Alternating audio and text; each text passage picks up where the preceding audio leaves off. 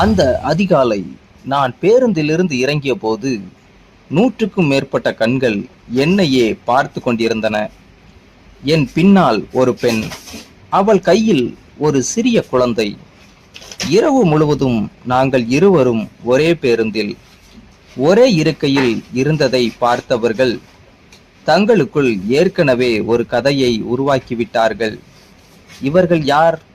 இரவு முழுக்க என்ன நடந்தது என்று கேள்விகள் காற்றில் மிதந்தன.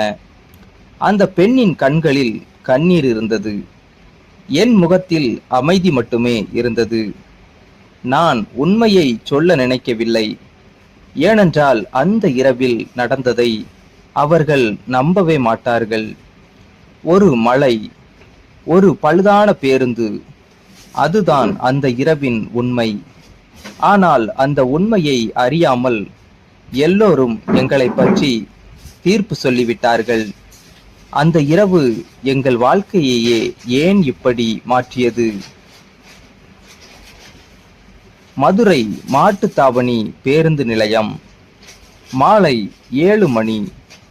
மழை வரப்போகும் வாசனை காற்றில் கலந்திருந்தது. சென்னை செல்லும் இரவு விரைவு பேருந்து மெதுவாக வந்து நின்றது. பயணிகள் அவசரமாக ஏறிக்கொண்டிருந்தனர். நானும் என் பையை தோளில் மாட்டிக்கொண்டு பேருந்திற்குள் சென்றேன். என் பெயர் கார்த்திக். வயது 32. ஒரு தனியார் நிறுவனத்தில் வேலை பார்த்து கொண்டிருந்தேன். அன்று அலுவலக வேலைக்காக சென்னை செல்ல வேண்டியதிருந்தது. ஜன்னலோர இருக்கையில் அமர்ந்து வெளியே மழையை ரசித்து கொண்டிருந்தேன். அப்போது ஒரு பெண் சிறிய குழந்தையுடன் பேருந்தில் ஏறினாள். அவளுக்கு சுமார் 28 வயது இருக்கும். எளிமையான நீல நிற சேலை, அலங்காரம் எதுவும் இல்லை. ஆனால் முகத்தில் ஒரு வித்தியாசமான அமைதி. அதே நேரத்தில் அந்த அமைதிக்குள் மறைந்திருந்த சோர்வும் கவலையும் தெளிவாக தெரிந்தது. அவள் கையில் இருந்த 5 வயது சிறுவன் தூக்க கலக்கத்தில் அவள் தோளில் சாய்ந்திருந்தான். கண்டக்டர் டிக்கெட்டை பார்த்துவிட்டு, மேடம், உங்க சீட் இதுதான் என்று என் அருகில் இருந்த இருக்கையை காட்டினார். அவள் மெதுவாக வந்து அமர்ந்தாள். சில நிமிடங்கள் இருவரும் அமைதியாக இருந்தோம். பேருந்து நகர ஆரம்பித்தது. மழையும் அதே நேரத்தில் பெய்ய தொடங்கியது. ஒரு பெரிய பள்ளத்தில் பேருந்து குலுங்கிய போது அவள் கையில் இருந்த தண்ணீர் பாட்டில் கீழே உருண்டது. நான் குனிந்து எடுத்து கொடுத்தேன். நன்றி என்று சிரித்தபடி வாங்கி கொண்டாள். அந்த சிரிப்பு சிறியதாக இருந்தாலும் பல நாட்களாக சிரிக்க மறந்த முகத்தில் பிறந்த சிரிப்பு போல இருந்தது. சிறிது நேரத்தில் குழந்தை கண்களை திறந்தது. அம்மா, பசிக்குது என்றான். அவள் பையில் இருந்த 2 பிஸ்கட்டுகளை எடுத்து கொடுத்தாள். தானோ அதையும் சாப்பிடவில்லை. அதை கவனித்த நான், நீங்களும் சாப்பிடுங்க என்று என்னிடம் இருந்த உணவு பொட்டலத்தை நீட்டினேன். முதலில் மறுத்தாள். பிறகு குழந்தை, அம்மா, நீயும் சாப்பிடு என்று சொன்னதும் மெதுவாக வாங்கி கொண்டாள். என் பேர் காவேரி என்று அவளே அறிமுகமானாள். கார்த்திக் என்று நானும் சிரித்தேன். அந்த ஒரு அறிமுகம் அந்த நீண்ட இரவின் முதல் நம்பிக்கையாக மாறும் என்று அப்போது எங்களுக்கு தெரியவில்லை. வெளியே மழை பலமாகியது. பேருந்து மலை பாதைக்குள் நுழைந்தது. திடீரென்று ஒரு பெரிய சத்தம். பேருந்து குலுங்கி நின்றுவிட்டது. ஓட்டுநர் கீழே இறங்கி பார்த்தார். என்ஜினில் பெரிய கோளாறு, இன்னைக்கு உடனே சரியாகாது, மெக்கானிக் வரணும் என்றார். சுற்றிலும் இருள். மொபைல் சிக்னல் இல்லை. மழை மட்டும் இடைவிடாமல் கொட்டி கொண்டிருந்தது. அதே நேரத்தில் காவேரியின் மகன் திடீரென்று கடுமையாக நடுங்க ஆரம்பித்தான். அவள் பதற்றத்துடன் அவன் நெற்றியை தொட்டாள். உடல் முழுவதும் காய்ச்சல். அவள் கண்களில் இருந்த தைரியம் ஒரு நொடியில் உடைந்து போனது. அவள் என்னை பார்த்து நடுங்கும் குரலில் சொன்னாள், தயவு செய்து என் பையனுக்கு ஏதாவது ஆகிடுமோன்னு பயமா இருக்கு. அவளின் குரல் கேட்டு என் மனமும் கனத்து போனது. தயவு செய்து என் பையனுக்கு ஏதாவது ஆகிடுமோன்னு பயமா இருக்கு.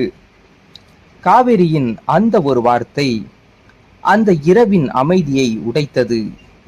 நான் உடனே குழந்தையின் நெற்றியை தொட்டு பார்த்தேன். உடல் முழுவதும் தீப்பிடித்தது போல கொதித்து கொண்டிருந்தது. பேருந்தில் இருந்த ஒரு வயதான பெண் தன் பையில் இருந்த காய்ச்சல் மாத்திரையை எடுத்து கொடுத்தார்.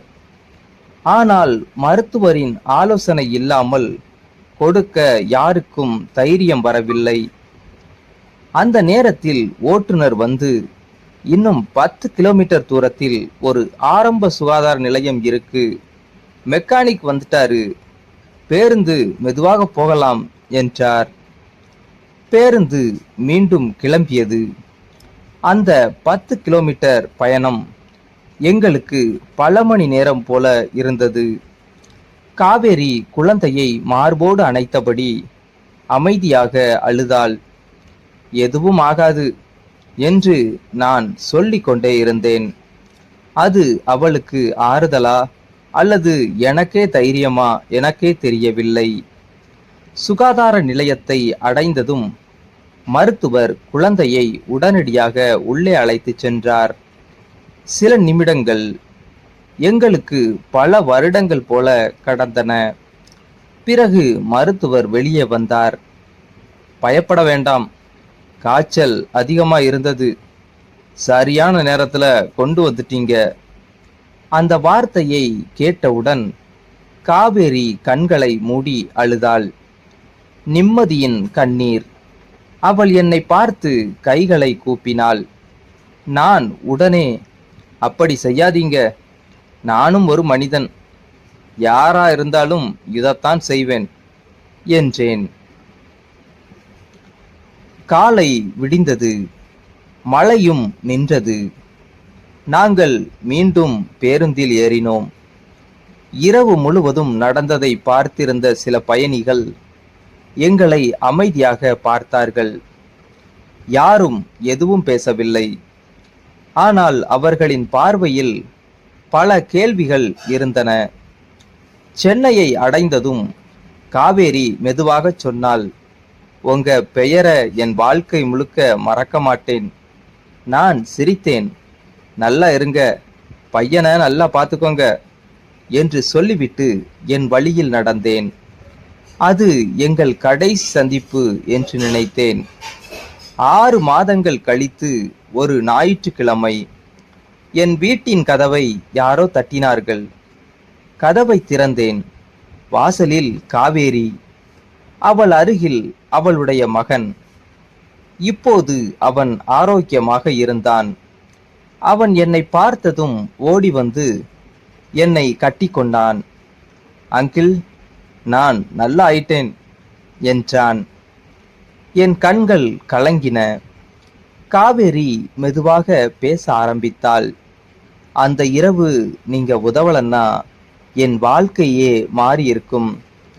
அவள் ஒரு சிறிய டிபன் பாக்ஸை என் கையில் வைத்தாள்.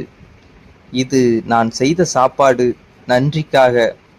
அதுதான் எங்கள் நட்பின் தொடக்கம்.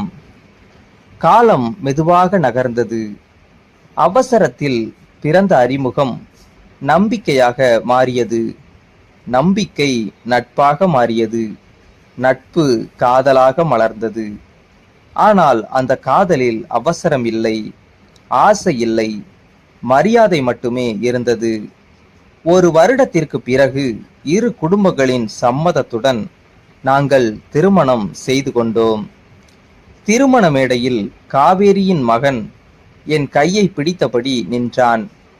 அவன் சிரித்து கொண்டு சொன்னான், அம்மா, இப்போ எனக்கு அப்பா கிடைச்சிட்டாரு. அந்த ஒரு வார்த்தை என் வாழ்க்கையில் நான் கேட்ட மிகப்பெரிய பரிசாக இருந்தது. அரங்கத்தில் இருந்த அனைவரின் கண்களும் கலங்கின. அந்த இரவு பலர் தவறாக நினைத்த இரவு. உண்மையில் ஒரு குடும்பம் மீண்டும் பிறக்கத் தொடங்கிய இரவு. இந்த ஸ்டோரி உங்களுக்கு பிடிச்சிருந்தா லைக் பண்ணுங்க, கமெண்ட் பண்ணுங்க, நம்ம சேனலை மறக்காம சப்ஸ்கிரைப் பண்ணுங்க.